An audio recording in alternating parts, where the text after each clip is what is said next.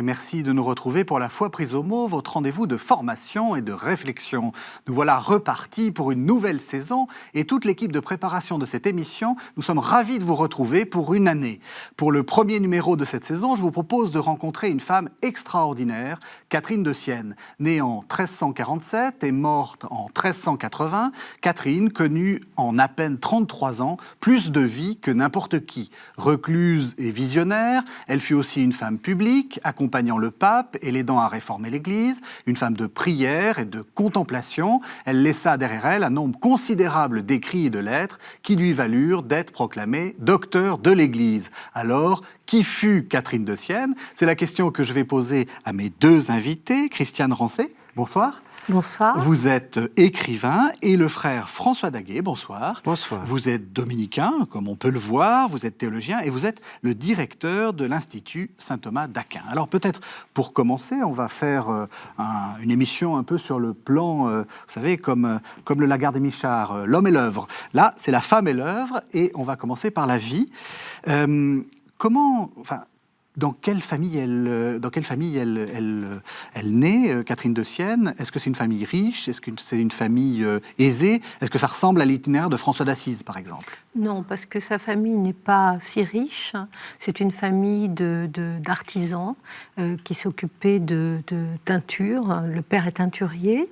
C'est une famille très nombreuse. Il y a 25 enfants du même lit. Extraordinaire. C'est une famille qui est effectivement très habituée et très, très tendue vers ce qui était quand même l'obsession de l'époque. C'était de survivre et de nourrir ses enfants.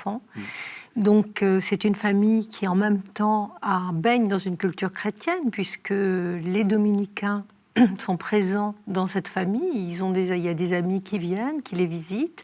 Et cette petite fille, un peu malingre, qui est la dernière, qui avait une sœur jumelle qui décédera, va effectivement commencer à écouter cette parole et va être partie prenante toute petite de cette vie intense, très particulière des Siennois. L'ordre dominicain, il est encore assez jeune. J'ai dit, elle est née en 1347. Ça fait quoi? Ça fait presque à peine 100 ans un gros siècle, un peu plus d'un siècle, si vous voulez, effectivement. Donc elle est de la 3e ou 4e génération. Elles sont plus courtes à l'époque qu'aujourd'hui. Donc c'est un ordre encore récent et en même temps en plein développement. Oui. Voilà. Et alors, c'est étonnant parce qu'on sent qu'elle a une passion pour cet ordre. Enfin, on peut pas dire autrement. Elle me fait penser un peu à Thérèse de Lisieux, alors des siècles après, voulant dès 8 ans devenir religieuse. Carmel, elle, c'est pareil. Oui. Et alors, effectivement, c'est cette proximité presque familiale avec les dominicains qui est très frappante. Et puis, ce premier épisode de sa vie, quand elle a, on ne sait pas exactement, environ 7 ans, où elle a cette apparition, là, elle est dans la rue, au chevet de l'église des dominicains de Sienne, et où elle voit, au fond, le Christ qui lui apparaît, revêtu des habits pontificaux, entouré de Saint-Pierre, Saint-Paul et Saint-Jean, rien que cela, si vous voulez. Et là, elle comprend, c'est cette espèce de révélation du mystère de l'Église en même temps à travers le Christ habillé comme un pape, donc le pasteur, si vous voulez, de l'Église. Et là, c'est à partir de ce moment-là, elle décide, au fond, de se consacrer. C'est un vocabulaire contemporain, mais c'est bien ça qu'elle va vivre. Elle ne veut plus vivre que pour lui et au service de l'Église, et effectivement très liée à cette famille dominicaine. Mais il faut préciser, pas seulement, on verra plus tard, quand elle grandira, des religieux de tous ordres venir autour d'elle, des laïcs, des clercs séculiers, toutes sortes toute l'Église est représentée autour de Catherine, ce qui est assez significatif, je trouve. Alors, ça se complique, parce que le papa et maman ne sont pas si chauds que ça à l'idée qu'elles deviennent religieuses. Non, parce qu'il faut participer à l'économie de la maison. Donc, on envisage pour elle ce qu'on envisageait pour toutes les jeunes filles, un beau mariage. Et donc, pour les parents, c'est une catastrophe. Cette petite fille qui, tout d'un coup, ne veut plus rien faire que prier, et en même temps entrer dans la vie politique, parce qu'il y a aussi ce deuxième volet à Sienne. Les familles se détestent, se combattent, les quartiers se combattent. Sienne est une ville qui a perdu toute sa splendeur, qui est livrée à la pauvreté, et qui est enfin, on va dire, comme une famille qui a connu la richesse et qui tout d'un coup ne l'a plus. Et donc elle est elle aussi prise dans cette espèce de logique de règlement de compte, de volonté de représentation qu'ont les parents. On pense pour elle à un beau mariage et elle va avoir cette intuition extraordinaire, en fin de compte, de ne renoncer à rien. Sainte Thérèse de Lisieux dira « je choisis tout », elle va tout choisir. L'action politique, et c'est là qu'elle va rentrer dans cet ordre des Mantellates, et qui sont ces laïcs, ces femmes laïques, qui ne sont pas réellement des religieuses. Elles n'entrent pas dans un ordre. Ce sont des femmes qui parcourent la ville, font le bien en rapport effectivement avec les dominicains. Donc c'est d'elles qu'elle va rêver, c'est de pouvoir à la fois sortir de chez elle, ne pas être mariée, rester laïque, mais en même temps être partie prenante dans la vie politique pour faire le bien, parce qu'elle comprend très vite que l'action de Dieu, c'est d'incarner en fait l'exemple du Christ. Et elle va devenir la sainteté de Saint Dominique. Le modèle proposé par Saint Dominique, eh bien, elle va l'incarner, ce sera Catherine de Sienne. C'est vrai, vous assumez ?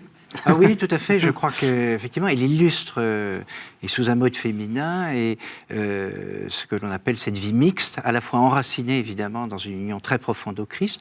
Elle va commencer quand même sa vie, je dirais, quand elle est très jeune, par 3 ans de réclusion, quand même, avant de sortir dans la ville. Et puis après, justement, elle sent cet appel à ne pas rester, justement, simplement dans la contemplation du Christ, qui prend d'ailleurs avec elle des proportions invraisemblables. Et voilà, il l'envoie d'abord à Sienne, puis ensuite dans les villes de l'Italie du Nord, et puis ça ira plus loin. Donc c'est vraiment typique de ces vies à la fois contemplatives et actives, avec toutes les initiatives divines qui passent à travers cela et qui sont complètement déroutantes, aussi bien au service justement des cités. Donc il y a, la fille de Maurice Denis avait écrit un livre sur la carrière politique de Catherine de Sienne, qu'au service de l'Église. Donc c'est très frappant de voir que les 2 ordres sont pleinement assumés, l'ordre civil, politique finalement, et puis l'ordre ecclésial, sans confusion ni séparation. Techniquement, elle est ce qu'on pourrait appeler d'un tiers d'ordre. Exactement, c'est ça. Cet ordre de la pénitence de Saint-Dominique, en fait, c'est ce qu'on a appelé après un tiers ordre, comme il y en a d'ailleurs beaucoup à l'époque. Alors, ce qui ne plaît pas du tout aux parents, c'est que ces sœurs de la pénitence de Saint-Dominique, c'était plutôt des veuves, c'est-à-dire des femmes âgées, mais elle, à 15 ans, elle veut entrer dedans. Alors, il a fallu qu'elle se batte. Et elle a obtenu gain de cause. Et puis, elle a quelque chose, elle a des intuitions extraordinaires. Vous disiez qu'elle vit recluse parce qu'elle refuse, elle s'enferme, elle va se raser la tête. À 8 ou 10 ans, elle se rase la tête pour montrer à ses parents qu'il est hors de question qu'elle séduise, qu'elle puisse rentrer, qu'elle puisse aller au bal. Sa sœur, en plus, sa sœur aînée, qu'elle aimait beaucoup, tombe gravement malade. Elle voit dans cette maladie un châtiment d'un moment de faiblesse où elle commence à écouter son père et sa mère, Lapa, l'extraordinaire Lapa, sa mère. Et donc, elle va inventer quelque chose de formidable, la cellule intérieure. C'est-à-dire que comme on l'empêche d'aller à l'église, comme on l'empêche de prier, eh bien, elle va être d'une certaine façon, elle va créer cette chapelle, cet endroit, ce lieu sacré et saint dans lequel elle va rentrer pour colloquer avec le Christ. Et elle fait ça toute petite, cette cellule intérieure qui va tellement être prise par une Thérèse d'Avila ensuite. Donc, elle est d'une fertilité dans ses intentions et dans ses intuitions formidables. Et elle est en plus d'une audace, je dirais presque d'une insolence. Moi, ce que je trouve extraordinaire chez elle, c'est ça. C'est quand elle est consciente, quand elle commence à prendre une autorité, et que son confesseur Raymond de Capoue le racontera plus tard. Elle lui demande mais comment est-ce que vous avez décidé cette action de cette espèce d'embrasement qui est le vôtre. Elle a 2 formules. D'abord, elle dit « je suis faite de feu », ce qui est magnifique. Et ensuite, elle dit, eh bien voilà, comme tout va mal autour de moi, eh bien, j'ai entendu le Christ me dire qu'il allait me choisir, moi, petite fille, donc une femme, on connaît le statut des femmes à l'époque, dans ce XIVe siècle, une femme analphabète, parce qu'elle est totalement analphabète. C'est quelqu'un qui n'a rien étudié, qui ne sait ni lire ni écrire. Analphabète, faible, parce qu'elle est d'une constitution fragile. Eh bien, Jésus lui dit, c'est toi que je vais choisir pour donner l'exemple, pour montrer comment je suis capable de choisir ce qui est le plus méprisé, Voilà. ce qui est le plus simple, pour donner effectivement un exemple et redonner une parole de feu, de force, et remettre, on va dire, toute cette société qui partait, donc cette église qui partait à volo, hein, la société, les guerres, on va y venir, il y a la grande peste, il y a le schisme, il y a tout ce qu'il faut pour que ça aille très très mal. Et je trouve qu'elle est incroyablement moderne, parce qu'on pourrait dire, je ne vais pas dire il ne faut pas faire d'anachronisme, mais elle dépasse systématiquement tout ce qu'on pourrait lui reprocher, qui viendrait de sa condition, de son érudition qui manque, et ça, elle est formidable pour ça. Oui. La phrase que vous rapportez, qu'elle cite elle-même à plusieurs reprises, et à la demande d'ailleurs de son confesseur, est magnifique. Hein, c'est le Christ qui lui dit « Je veux, avec ce qui est faible, confondre l'orgueil des forts. Ouais. » Je veux, avec ce qui est faible, confondre l'orgueil des forts. C'est quasiment du Saint-Paul, hein. Oui, tout à fait. Ouais, on est tout à fait dans la... avec une modalité féminine. Avec une modalité féminine. Et donc, à l'époque, en plus... et de fait, quand on voit, par exemple, plus tard, Catherine débarquer à la cour d'Avignon, les cardinaux effarés, qui est cette petite femme de rien du tout, et en 48 heures, ils sont tous béats devant elle, et à quémander ses lumières et sa sagesse. Voilà. J'avais promis... la vie et l'œuvre, mais en fait, on va peut-être déjà, puisque avec ce que vous dites, c'est très important, aller aussi sur la théologie de Catherine de Sienne, l'idée que le Christ est intérieur, le maître intérieur. Enfin, ça, c'est quelque chose de fondamental dans sa pensée. Se connaître soi-même pour connaître le Christ. Oui, alors ça, je laisserai voilà, un théologien beaucoup plus confirmé. Moi, je vais pouvoir en parler dans mon intuition et dans ce qu'elle m'a apporté personnellement.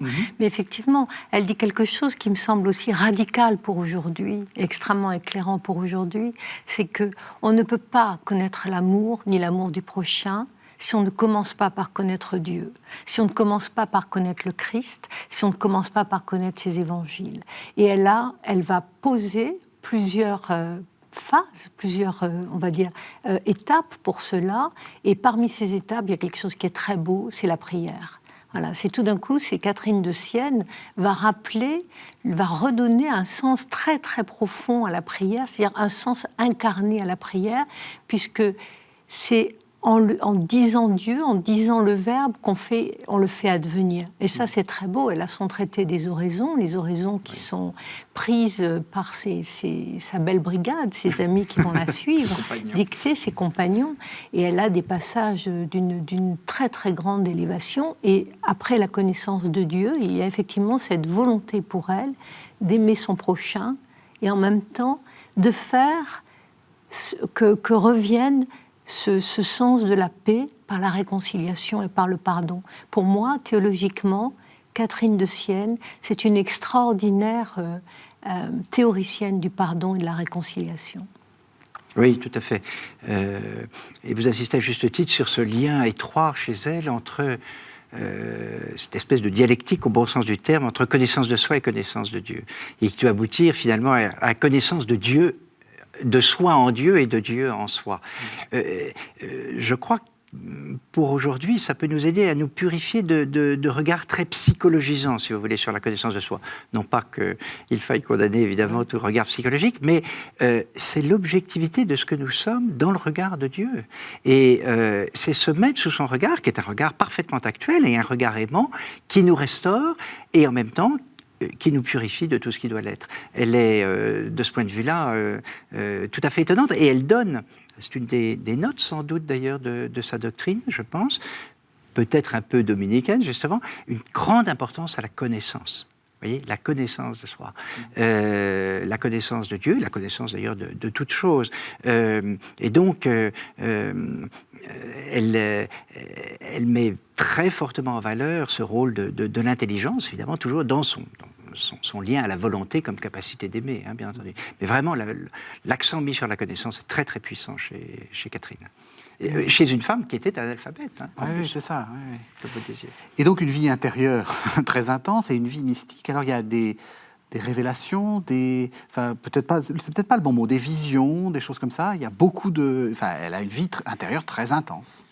Oui, parce qu'elle a quelque chose qui la caractérise, qui est cette volonté. C'est-à-dire, c'est quelqu'un, comme Thérèse d'Avila après elle, qui ne doute jamais de Dieu. Elle va douter d'elle-même dans sa difficulté par moment à l'approcher. Et elle va compenser ce qu'elle pouvait penser être une difficulté par une ardeur et une volonté, et elle va être autoritaire avec Dieu lui-même.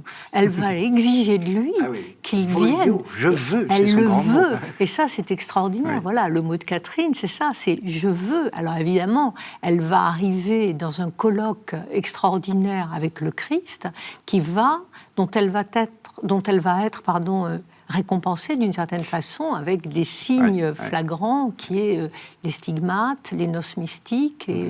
Mais ce qui est important, ça n'est pas tant les stigmates ni les noces mystiques, qui est, on va dire, presque une union mystique avec le Christ, c'est simplement tout ce qu'elle nous montre dans ce désir, dans cette volonté et dans cette rigueur, parce que c'est quelqu'un qui est absolument sans concession. Elle ne se nourrit plus que d'hosties, elle est dans une ascèse, dans une pureté, dans un désir de vérité inoubliable, et qui d'ailleurs va avoir un effet qui est exactement l'effet de la sainteté, qui va être un effet purifiant autour d'elle et un effet d'entraînement. Voilà cette petite fille analphabète qui va se retrouver entourée de ce qu'elle va appeler sa belle brigade, ses amis, et qui représente absolument tout l'ordre social, depuis de simples paysans, de simples artisans, jusqu'aux rois et aux reines. Oui, on va y venir. Justement, avec notre regard moderne, quel regard il faut porter sur ces visions, ces phénomènes extraordinaires. Ces phénomènes extraordinaires. Ça tombe bien que vous soyez thomiste, parce que ça, c'est une question pour un thomiste, je trouve, c'est important. Oui, de fait, c'est une question qu'on m'a posée il y a peu encore. Je crois d'abord, ce qu'il faut bien dire pour commencer, c'est vrai qu'il ne faut pas d'abord s'arrêter à ça. Mais il est vrai qu'on ne peut pas fréquenter Catherine de Sienne sans être frappé quand même par la multiplication de ces manifestations extraordinaires, David. Donc, qui sont vraiment extraordinaires. C'est-à-dire qu'elles ne sont pas offertes à tous. C'est comme ça. C'est le bon plaisir de Dieu. Alors, moi, vous savez, il y va de la folle liberté de Dieu, donc on ne peut pas jamais rationaliser la conduite de Dieu sur les âmes. Moi, j'ai le sentiment, en tout cas pour elle, au moins, c'est que elle est d'un tel don d'elle-même au Christ et au Père, évidemment, dans l'esprit, que Dieu fait absolument ce qu'il veut avec elle. D'ailleurs, elle a pris très jeune, justement, cette décision de ne vivre que pour lui, de tout lui donner et de ne rien retenir pour elle. Et donc, au fond, c'est un terrain absolument libre pour l'œuvre divine, Catherine. Et comme il voit cette folle liberté de cet enfant, il répond lui-même avec la folle liberté, en lui, évidemment, lui faisant part, la conduisant à une intimité absolument inouïe. J'allais dire pour la joie comme pour la peine, parce que cette intimité, elle va aller jusqu'à la croix, parce que les stigmates, pas visibles de tous d'ailleurs, enfin qu'elle a reçus, sont vraiment l'expression, et elle souffrait affreusement, elle l'a dit, sont l'expression de sa configuration au Christ en croix. Mais c'est l'intimité totale, c'est ce qui me frappe beaucoup, si vous voulez, chez Catherine, c'est que elle est la figure de l'épouse qui se conforme à l'époux et qui en même temps rend l'époux redevable de ce qu'elle est. C'est ce que vous disiez sur les prières. Un de ses proches et confesseurs qui a témoigné au procès de Venise après sa mort, c'est Tommaso Caffarini, qui lui disait mais alors Dieu exécute vos volontés comme ça? Et elle lui répond avec un aplomb inouï, une audace que seul un seul peut avoir. Absolument, il en est ainsi. Pourquoi? Parce que je ne lui demande jamais que ce que lui-même veut pour les autres. Et donc, il est obligé de m'obéir. Il est obligé. Voilà, ça c'est l'audace de Catherine. C'est l'audace de Catherine. Mais évidemment, ça passe par une remise totale d'elle-même entre les mains de Dieu. Donc Dieu fait comme il l'entend avec elle. Et évidemment, il l'a conduit sur des chemins tout à fait, encore une fois, extraordinaires quant aux manifestations. Mais ce qui est ordinaire, en revanche, c'est bien surtout ça qu'il faut rappeler, c'est la vie d'intimité avec Dieu, qui prend chez elle ces formes extraordinaires, mais qui, chez d'autres, ne les prennent pas. Vous évoquiez, à juste titre, Thérèse de l'Enfant Jésus. On n'a pas ces manifestations extraordinaires dans la vie de Thérèse, il y en a quelques-unes, mais très peu en proportion. C'est la liberté de Dieu. par rapport aux âmes. La métaphore qu'utilisait le frère est juste la métaphore nuptiale, puisqu'il va y avoir ce fameux épisode du mariage mystique en 1368. Alors, c'est quelque chose de très important dans la vie de Catherine, et puis c'est aussi quelque chose de très important pour la culture. On le voit représenté très fréquemment quand on va en Italie, le mariage mystique. Enfin, c'est vraiment quelque chose d'important. Alors, racontez-nous ce qui se passe. Alors, je vais plutôt laisser, pour ne pas employer de mauvais termes, simplement ce qui est important, c'est qu'elle le veut, ça aussi. C'est pas quelque chose, le mariage, les noces mystiques. Elle décide, depuis qu'elle est toute petite, depuis cette fameuse cellule intérieure, qu'elle veut rencontrer le Christ. Et comme elle a aussi quelque chose qu'il faut souligner, dans les manifestations autres que ces noces mystiques et ces stigmates, il y a aussi ce qui est quasiment un miracle, je dirais presque un signe extraordinaire, c'est l'intelligence, au sens premier, inouïe de Catherine de Sienne avec les Écritures.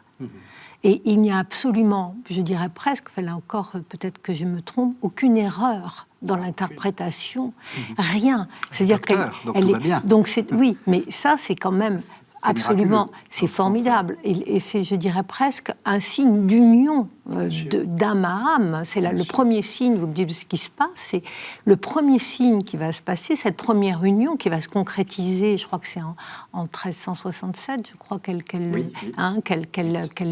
a cette expérience, mais elle la connaît presque bien avant, parce que tout ce qu'elle fait, tout ce qu'elle dit, tout ce qu'elle va écrire dans les nombreuses lettres qu'elle va rédiger sont inspirées, et ça c'est indubitable, par effectivement les évangiles au regard de saint Dominique et de saint Thomas d'Aquin. Il y a un passage très intéressant justement dans le dialogue de Catherine de Sienne, donc expression mise par écrit de ce qu'elle recevait. Et c'est Dieu le Père en toute simplicité qui lui parle, et il lui parle de Thomas, qui est donc du siècle précédent, même pas 100 ans, une centaine d'années. C'est Dieu qui lui dit vois le glorieux Thomas, ce n'est pas tant, c'est étonnant, par l'étude qu'il a réalisé tout ce qu'il a accompli, que toute sa science, il l'a reçue dans l'oraison, c'est-à-dire par science infuse. Et ça, la part d'études chez Thomas, on sait la place qu'elle a prise, mais c'est exactement ce que vous venez de dire, madame. Et c'est pareil pour Catherine, c'est qu'ils sont tellement dociles à l'œuvre de l'esprit qu'ils se laissent instruire. Alors après, Thomas va mettre les choses en forme à sa façon, et Catherine va les exprimer d'une façon spirituelle, mystique à sa façon. Mais c'est bien cela qui est le cœur. Et justement, c'est le témoignage, comme vous le disiez, de... Vraiment, Catherine, c'est la mystique de l'épouse, et la mystique de l'épouse... qui prend la figure de l'Église, parce que n'oublions pas Saint Paul, dans l'Épître aux Éphésiens, le Christ a aimé l'Église, il s'est livré pour elle, afin de la purifier par une parole que le bain d'eau accompagne, il voulait se la présenter à lui-même, sans tache, ni ride, ni rien de tel. C'est ça qui habite Catherine. Elle est la figure, et comme l'incarnation, comme la personnification de l'Église épouse qui va à la rencontre de son époux et qui n'a de cesse de vivre unie à lui. Et alors, l'échange des cœurs, aussi autre épisode dans sa vie, et les noces mystiques, dont la Vierge Marie, en toute simplicité, est le témoin, expriment cela, tout simplement. Voilà. Elle n'en a pas le monopole, d'ailleurs, il y a d'autres saintes qui ont connu cela, mais ça exprime bien la portée et la profondeur de cette relation d'intimité qui va jusqu'à cet aspect nuptial qui, je pense, je ne sais pas si vous serez d'accord avec moi, ne vaut pas seulement d'ailleurs pour les personnalités féminines, mais c'est toute la vie chrétienne, c'est ce que dit Thomas d'Aquin d'ailleurs, qui est nuptial par rapport au Christ. Saint Jean de la Croix a écrit des poésies absolument sublimes, où il se sent lui aussi époux du Christ par l'Église. Voilà. Mais ça, c'est aussi une chose qui est très belle chez Catherine de Sienne, c'est sa foi, c'est-à-dire c'est quelqu'un qui croit sans bémol, sans subtil distinguo. Elle croit en l'Église, c'est-à-dire dans cette assemblée de fidèles, en même temps qu'elle croit dans la représentation de l'Église, et Dieu sait qu'à l'époque, cette représentation laissait profondément à désirer, et elle a cette foi totale, qui est absolument éblouissante. Et là aussi, c'est une intuition formidable, parce qu'elle ne va pas être un de ces nombreux éléments. Vous savez, il y a eu énormément de ce qu'on a appelé après d'hérésies à l'époque, les bogomiles, les cathares, contre lesquels saint Dominique va essayer lui-même de se dresser. Ce n'est pas quelqu'un qui tout d'un coup, parce que dans une foi ardente, dans son ardeur à croire, va se mettre à créer quelque chose, à vouloir créer quelque chose de nouveau.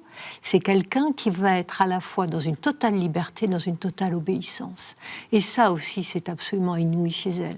C'est qu'elle va frayer cette espèce de nouvelle voie, à la fois d'amour pour l'Église, parce qu'elle va comprendre qu'il faut effectivement cette ossature, il faut ce qui va elle-même l'avoir inspirée, des saints Dominique, des saints Thomas d'Aquin, il faut rester dans le respect de ce dogme, c'est-à-dire de la compréhension des évangiles, et en même temps, elle va être incroyablement libre, parce qu'elle va parler au pape, elle va écrire des lettres au pape, aux bourgeois, aux aristocrates, au roi, quasiment à la reine de Naples, en lui rappelant qu'il faut qu'elle soit une fille de l'Église. Elle les rappelle à l'ordre, et ça, c'est formidable. Eh bien, c'est parfait, parce que vous faites une transition avec la deuxième partie de cette émission, et aussi le texte que je voulais vous faire entendre. C'est la lettre 82 à un certain frère Juste, qui était prieur des Olivetins, et en fait, c'est une lettre toute gentille, mais quand même plutôt de remontrance. Mon très cher Père dans le Christ, le doux Jésus, moi, Catherine, la servante et l'esclave des serviteurs de Jésus-Christ. Je vous écris dans son précieux sang, avec le désir de vous voir avide et affamé des âmes, à l'exemple de la vérité suprême, que la faim et la soif qu'il avait de notre salut tourmentaient tant sur le bois de la très sainte croix, qu'il criait « J'ai soif », comme s'il eût dit « J'ai plus soif et désir de votre salut que je ne puis vous le montrer par la peine de mon corps. » Car la peine du saint désir était infinie, et ses souffrances ne l'étaient pas. Il avait soif surtout de sauver le genre humain, tout en admettant qu'il souffrait aussi de la soif corporelle. Ô doux et bon Jésus, vous montrez votre soif, et vous demandez aussi qu'on vous donne à boire. Et quand demandez-vous à boire à l'âme? C'est, mon Seigneur, quand vous nous montrez tout votre amour, toute votre charité. Ô mon très cher Père, donnez donc à boire à notre Seigneur, qui, vous le voyez, vous le demande avec tant d'amour. Excitez en vous le saint et bon désir du salut des âmes. Qu'il soit pour vous comme une douce nourriture. Ne vous arrêtez jamais à la dignité, à la bassesse, à la grandeur, à la naissance légitime ou illégitime de personne. Car le Fils de Dieu, dont nous devons suivre les traces, n'a méprisé et ne méprise personne pour sa position ou sa naissance. Juste ou pécheur, il les reçoit tous avec amour, parce qu'il veut les retirer de la corruption du péché mortel, de la vanité du siècle, et les faire vivre à la grâce. Voilà, alors on a entendu, c'est assez clair, ne vous arrêtez pas à la position, à la naissance, etc. Donc je ne connais pas ce frère Juste, mais probablement il devait il devait aimer plutôt les riches que les pauvres. Qu'est-ce qu'elle fait, Catherine de Sienne? Quel est son rôle dans le siècle? Vous avez dit, tout le monde la consulte, elle se permet de donner des conseils au pape. Qu'est-ce qu'elle fait? Quel est son rôle? Alors, dans le siècle, vis-à-vis en tout cas des cités, elle va chercher d'abord à les faire recouvrer la paix. Parce que la guerre civile est à peu près partout, vous l'avez dit tout à l'heure, les cités sont divisées, mais pas seulement Sienne, Florence, et puis alors c'est la guerre entre les cités et le pape, et en particulier avec Florence. Donc, première chose, elle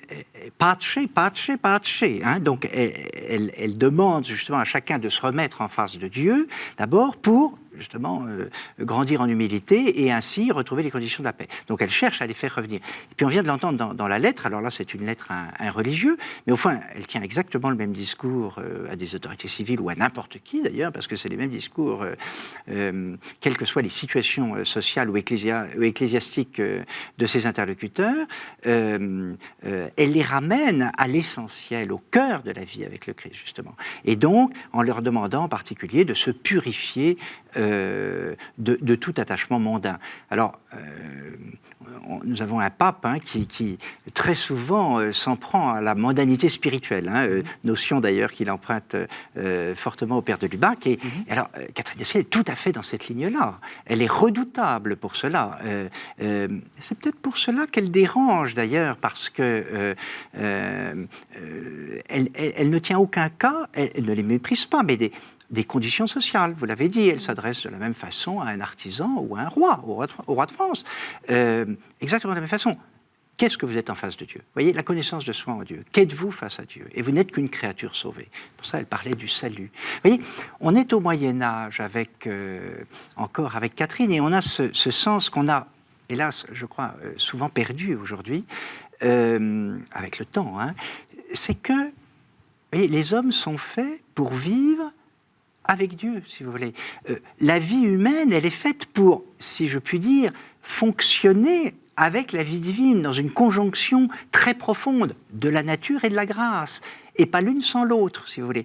Et le malheur du péché, c'est qu'il prive et coupe de la grâce, et alors à ce moment-là, on se met à vivre de façon purement humaine, et on sait très bien à quoi ça conduit, et d'ailleurs, c'est à toutes les époques pareil, et la nôtre n'est pas en reste.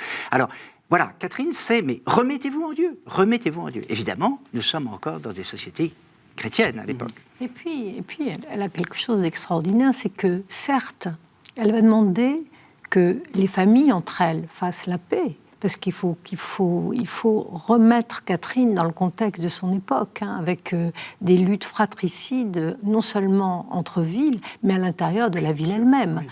Donc c'était terrible. Il y avait des règlements de compte, des assassinats dans les ruelles le soir. Il faut repenser à Sienne à ce moment-là, qui était une ville... qui n'arrange rien, c'est qu'elle est née en 1347, c'est le début de la peste noire. Et après, donc, il y a la peste, donc elle arrive vraiment dans une époque extrêmement troublée. Mais non seulement elle va demander que les villes ou que les familles fassent la paix, mais qu'elles aillent plus loin, et ça c'est formidable, qu'elles se réconcilient.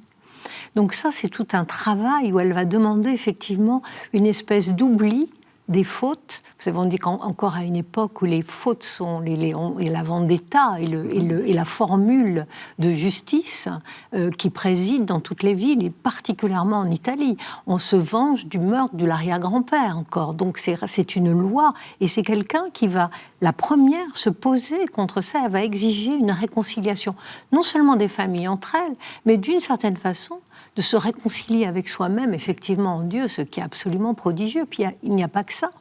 Catherine de Sienne, c'est quelqu'un qui, tout d'un coup, fera toujours passer l'amour de l'autre avant le souci de soi-même. On est dans la grande peste, effectivement, dans cette époque qui a fait, je crois que je ne sais pas quel est je ne me rappelle plus les chiffres, mais qui disait, oui, des millions de morts, mais je crois qu'un tiers de la population a disparu, et elle va aller dans les hôpitaux, elle va soigner, elle va même, pour montrer ce que peut donner la foi, elle va aller embrasser les bubons des pestiférés.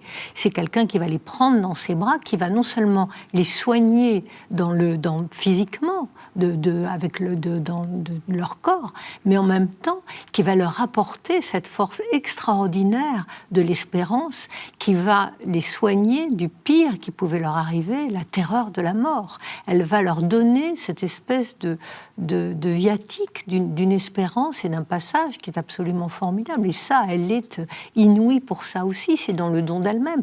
Elle va voir ce condamné qu'elle va faire revenir dans la foi, parce que il va demander, donc il est condamné à mort, c'était quand même un terrible criminel, et bien malgré cela, elle va le trouver, elle va lui parler, elle va le ramener à Dieu, et elle va lui promettre quelque chose d'incroyable, presque de tenir sa tête au moment où il va recevoir la hache du bourreau. Donc c'est quelqu'un qui va... Elle est à côté de lui, quand la hache tombe, et elle est éclaboussée de son sang. Donc elle est à 30 cm. C'est Catherine. Ça, c'est Catherine, dans cette espèce d'incandescence de l'amour, voilà, qui est un reflet, parce qu'elle a compris, effectivement, ce qu'avait pu être l'amour du Christ, voilà, pour l'homme.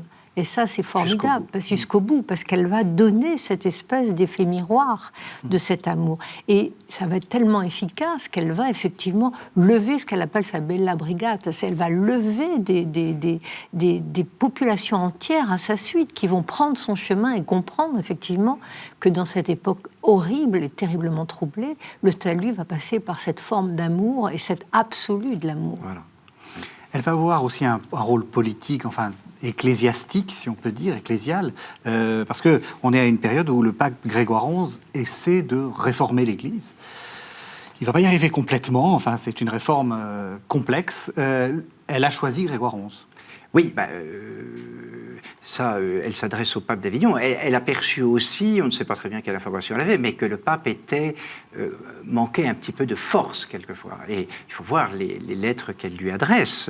Soyez un homme viril. Donc elle l'exhorte justement à avoir le courage de prendre les décisions qui, évidemment, vont déplaire pour cette fameuse réforme de l'Église. Le terme revient si souvent sous sa plume et dans ses paroles, assurément, parce qu'elle a une claire conscience, justement, du besoin de purifier le jardin de la Sainte Église, comme elle dit, de toutes les fleurs pourries qui peuvent y demeurer.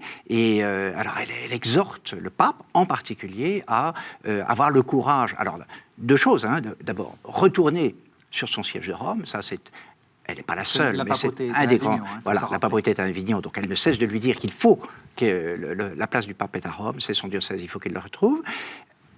Elle obtiendra gain de cause, mais pas toute seule, bien entendu, mais enfin, elle va y contribuer. Et puis, cette réforme de l'Église, là encore, a-t-elle rencontré le succès? C'est une autre affaire. Le jugement historique ne peut être évidemment à cet égard que nuancé, mais alors elle est farouche sur la purification, en particulier la purification des mœurs. Et par exemple, elle dit au pape, cessez de nommer je traduis en langage contemporain, mais cessez de nommer des ambitieux au poste de responsabilité. Nommez ceux qui ne veulent pas occuper les responsabilités. Enfin, elle est farouche là-dessus. Et donc, alors elle obtient gain de cause dans certains cas, et puis dans d'autres cas, elle n'est pas suivie. D'ailleurs, certains cherchent évidemment, forcément, à l'époque, à la faire passer pour une sorcière, mais ça ne dure pas très longtemps, d'ailleurs. Finalement, tout le monde finit par fléchir devant Catherine. Ah oui, et puis surtout, elle remet au cœur du débat la fonction même de la papauté, ce qui est formidable, parce que tout ça, c'était totalement délité entre le prince de l'Église, c'est-à-dire cet État du Vatican avec les États pontificaux, que vous savez, il y avait eu avant les guelfes et les gibelins, donc la querelle entre l'empereur et le pouvoir du pape. Donc toutes ces villes étaient déchirées, cherchaient à voir Et elle va rappeler ce que signifie le trône de Saint-Pierre. De là, son obsession à faire revenir le pape à Rome, voilà. Et ensuite, elle va redonner, quand elle écrit au pape Grégoire, c'est extraordinaire, parce qu'elle lui, d'une certaine façon, elle lui réapprend ce que doit être un pape.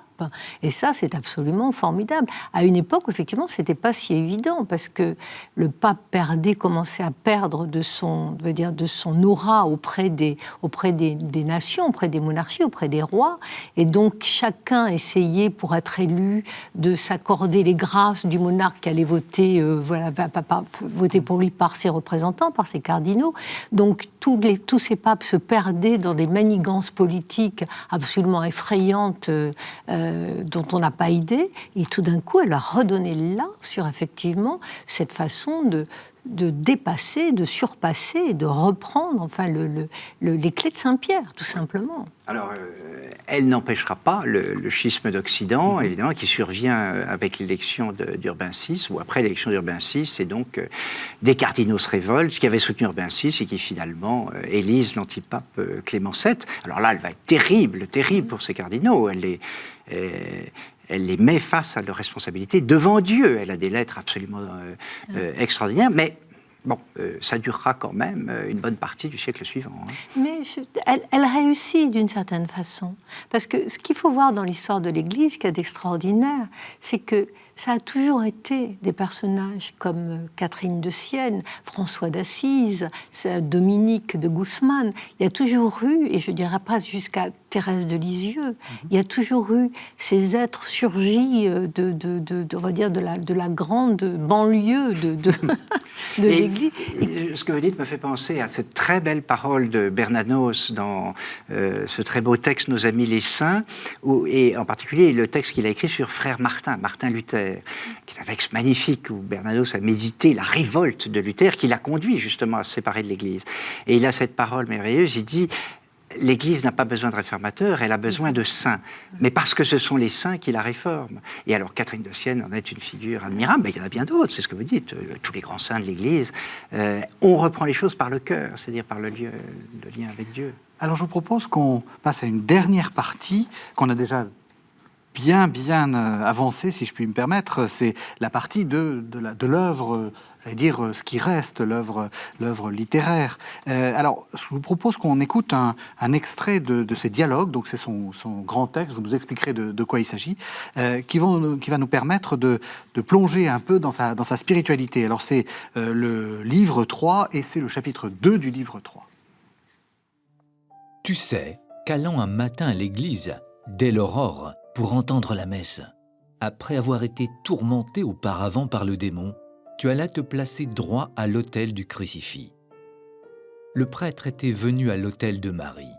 Toi, tu examinais ton indignité.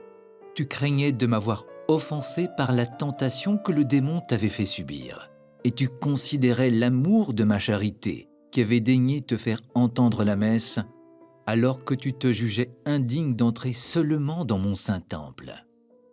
Lorsque le prêtre allait consacrer, au moment même de la consécration, tu levas les yeux sur lui, et comme il prononçait les paroles consécratoires, je me manifestais à toi.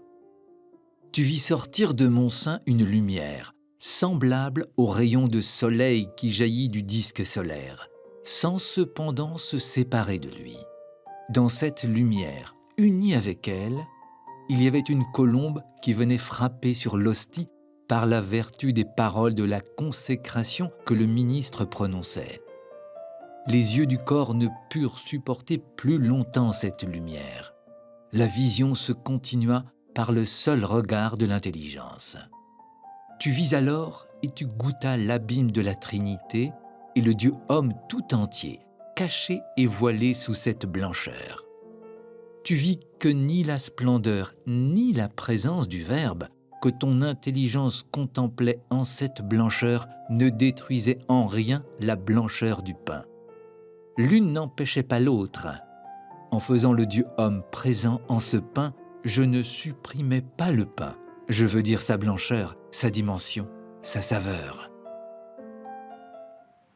Alors voilà un beau texte pour un théologien, frère François Daguet. Ouais, c'est toute la théologie de l'Eucharistie par Thomas d'Aquin qui est présente ici. Exactement. Donc j'ai oublié de le préciser. Évidemment, c'est le Christ qui s'adresse à Catherine. Donc oui, vous avez une magnifique doctrine de l'Eucharistie. Oui, Catherine est indiscutablement, enfin comme tous les saints, mais une grande sainte eucharistique, si je puis dire, puisque c'est le lieu de célébration quotidienne des noces, de la rencontre de l'âme avec le Christ. Et alors, il y a dans ce passage très très beau, où c'est le Christ qui parle, mais elle l'a raconté elle-même à la demande de son confesseur aussi par ailleurs.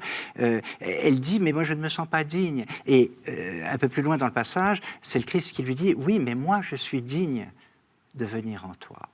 On rencontre, vous savez, quelquefois des personnes qui vous disent, non, je n'ai pas osé aller communier, je ne me sentais pas digne. Et le Christ répond, mais moi je suis digne de venir en toi. Et je suis venu pour cela, alors ne me prive pas de cette union. Voilà, c'est Catherine, alors évidemment avec une grâce mystique exceptionnelle qui lui a été faite, mais qui n'est pas si courante. C'est théologiquement juste, Ah, monsieur le thomiste? Ah bah c'est tout à fait juste, bien sûr. Non, c'est une espèce d'épiphanie trinitaire, oui. Bien entendu. C'est le Père qui lui manifeste le don du Fils dans l'action de l'Esprit qui va transformer ce pain et ce vin en le corps et le sang du Christ. On est au cœur de la vie chrétienne. Sans que les deux sans distinction. Ouais, exactement. Et ce qui est très très beau, c'est qu'elle rappelle dans ces dialogues ce qui fait la spécificité et l'extraordinaire, on va dire, invention du christianisme, c'est que la non-séparation, nous ne sommes pas séparés de Dieu. c'est justement ces noces répétées dans l'Eucharistie, on va dire consommées dans l'Esprit Saint. Et ça, Catherine, là aussi, elle a encore une intelligence éblouissante de ce mystère de l'incarnation et de tout ce qu'il représente. Alors, les œuvres complètes, je le remontrerai, mais c'est cet épais volume. Bon, je peux déjà le montrer. Hein, c'est un livre très gros, Sainte Catherine de Sienne, les œuvres complètes. C'est aux éditions des Belles Lettres. Comment est-ce qu'on se repère dans cet énorme livre? Qu'est-ce qu'il y a dans les œuvres complètes de Catherine de Sienne? Oh, écoutez, c'est assez simple au total. Et on peut l'avoir avec des volumes séparés. On n'est pas obligé d'avoir le totum. Ce totum en permanence, même s'il est fort intéressant. Il y a donc ce livre des dialogues qui est, au fond, l'expression de sa doctrine spirituelle. C'est en fait ce qu'elle dictait, en particulier, lors de ses extases. Hein. Et deux ans avant sa mort, et voilà. en 6 jours. C'est ça aussi qu'il faut... C'est la fin de sa vie. C'est fulgurant. Voilà. C'est à la fin de sa vie, elle va dicter ce... Et alors, c'est là qu'il y a véritablement... on peut le dire, et c'est pour ça d'ailleurs que Paul VI l'a proclamé docteur, vraiment toute une doctrine de la vie spirituelle dont on dira quelques mots si vous voulez. Et puis alors, on a un gros ensemble, alors très accessible, et je crois qu'il faut le dire aussi aux auditeurs et aux téléspectateurs, des lettres de Catherine qui ont été conservées, mais il y en a quand même un bon nombre, hein, on est à peu près de 200, et adressées à toutes sortes de correspondants, et où on retrouve la même doctrine, mais présentée à travers les questions qui lui ont été posées, et c'est très accessible, c'est très très lisible, hein, les lettres de Catherine aussi. Il y a les oraisons que vous avez évoquées, qui ne sont pas très très nombreuses. Puis alors dans ce volume, l'éditeur, très astucieusement, a inscrit également, ajouté la vie de Catherine par son confesseur, enfin le bienheureux Raymond de Capoue, qu'elle appelait avec humour mon père et mon fils, parce que c'était mon père, parce que c'était son confesseur, mais c'était son fils, parce que c'est elle qui l'enseignait et qui le guidait, bien entendu, qui dirige qui. Et Raymond de Capoue a eu à cœur de laisser une vie très précise. D'ailleurs, c'est une source pour nous très, très, très utile. Il a fait un recueil presque notarié des faits et gestes de la vie de Catherine, et cette vie, qui se lit très, très bien, est jointe à ses œuvres complètes. Voilà, titre principal. Quels sont les points théologiques ou les points de doctrine ou les points de ce qu'elle raconte qui vous plaisent le plus, qui vous semblent le plus important? On n'aura pas le temps d'expliquer toute la doctrine, mais qu'est-ce qui, pour vous, est le plus important? La connaissance de soi en Dieu et la connaissance de Dieu pour parvenir à l'amour, c'est-à-dire cette humilité d'abord d'étudier, d'apprendre, de comprendre avant même de réfuter la possibilité de croire ou pas croire. Ça, c'est une chose qui est formidable. Je répète, ce sens de la justice et de la réconciliation.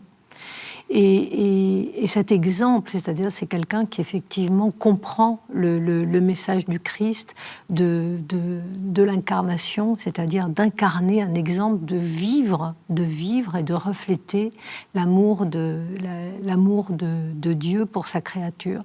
Et ça, c'est magnifique, cette charité absolue, sans concession et sans distinction non plus de genre, de milieu social. Voilà, c'est quelqu'un, Catherine de Sienne, pour moi, c'est peut-être la voie la plus nécessaire et la plus indispensable aujourd'hui, puisque nous vivons un peu les mêmes troubles de guerre, de non-réconciliation, de report des fautes maintenant, de communautarisme, de gens repliés sur eux-mêmes. Donc ça, c'est quelqu'un qui va faire exploser toutes ces différences pour rappeler la nécessité et la vertu de l'amour. Vous, en tant que théologien, qu'est-ce qui, pour vous, est le plus important dans la théologie de Catherine de Sienne?